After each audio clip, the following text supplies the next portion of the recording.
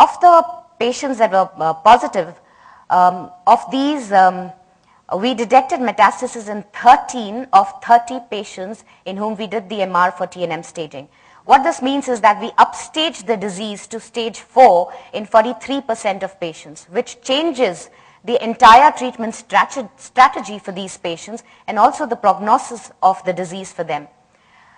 We did do some patients who were just asymptomatic, and they had come for follow-up with us, but particularly in patients who had a high nodal stage or other risk factors that that would alarm us and make us feel that this was a high TNN stage and they are likely to recur during their follow-up. Of these 38 studies, we were able to detect metastasis in 9 asymptomatic follow-up studies.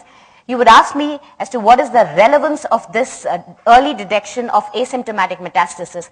The relevance really is not in the asymptomatic follow-up setting, but in extrapolation of this information to a better or more accurate detection of metastasis at the time of TNM staging. We were also able to detect additional sites of metastasis in 11 symptomatic patients, and therefore this did impact the treatment for these patients. So for instance, if the patient came with say bone pains and we had bone metastasis, vertebral metastasis, and also brain metastasis, the patient did receive whole brain radiotherapy as well. We were able to detect bone metastasis earlier than symptoms in 8 patients. Again, a question that a lot of people would ask is, what's the point of detecting bone metastasis earlier? Well, some people would like to put them on bisphosphonates because that's kind of that works like a protective medication and prevents collapse and a neurodeficit prevents impending neurodeficit in these patients. We did have some false negative and one, I think, false positive study of the total 99 patients. These were the 2 false negative studies. One patient in whom we'd done the MR for TNM staging, she had coexistent pulmonary tuberculosis, and we missed a solitary sub-centimeter lung nodule at the time of TNM staging, which was detected on a follow-up whole body MR 30.5 months later. This was definitely not a failure of the modality, but more rightly an interpretive error.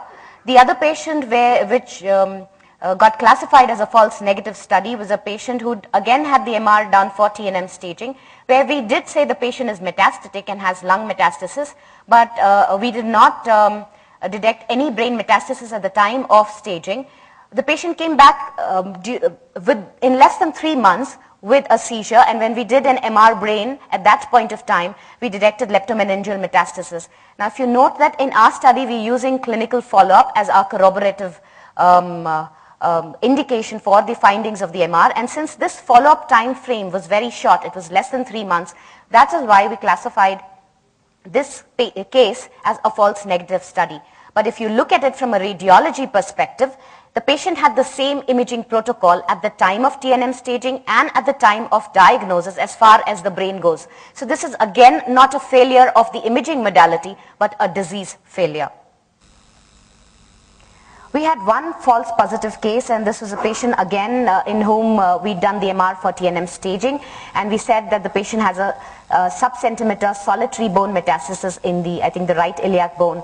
The patient was still treated as an M0 case and did undergo surgery.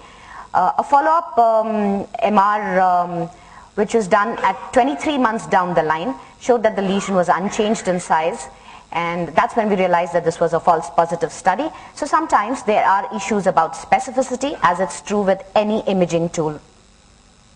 There were certain limitations of our study, and the main limitation is something that I've already talked about, that's the inclusion of patients. There was a fair bit of selection bias because the clinician decided which patient is more likely to have metastasis and therefore asked or ordered a whole body MR in those patients.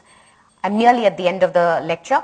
One must realize that whole body MR is not really a tool that has enough evidence to support that this can be used as standard of care. So we had to explain that to our patients, and only if the patient consented for it could we do the MR.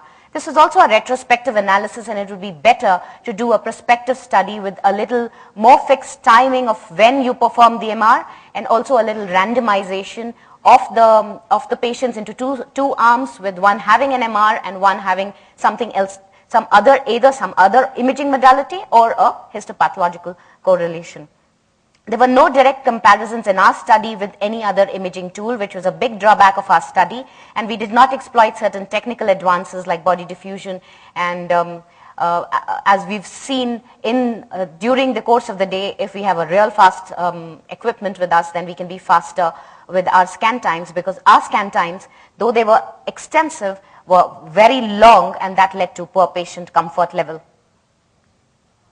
So what we concluded when we analyzed this data was that whole body MR with a dedicated individual organ imaging protocol has fairly high accuracy for detection of brain, liver and bone metastasis, and when complemented with a plain helical CT acquisition, also for detection of lung metastasis. In our subgroup of patients, when we did the MR for TNM staging, we could upstage the disease to stage 4, and this led to a change in their treatment strategy as well as prognosis. Also, it led to initiation of appropriate therapy for these patients. We were able to detect bone metastasis slightly earlier than symptoms, and when we detected brain or vertebral metastasis earlier than symptoms, we acted on it in order to prevent the patient from coming back into the casualty subsequently with a neurodeficit, and thereby reducing morbidity in these patients. Thus, we concluded that whole body MR is a non-radiating single investigation, which is very effective for workup of metastasis, and it should be better exploited for the metastatic workup for the initial TNM staging, and its safety allows it to be used for the follow-up of patients with any form of cancer, especially in order to complement your clinical examination in those patients who you think are minimally or marginally symptomatic. That's the end of the talk, and what I want to say is that MR definitely is a modality with a lot of potential, and a lot of us should be exploiting it for the oncology practice.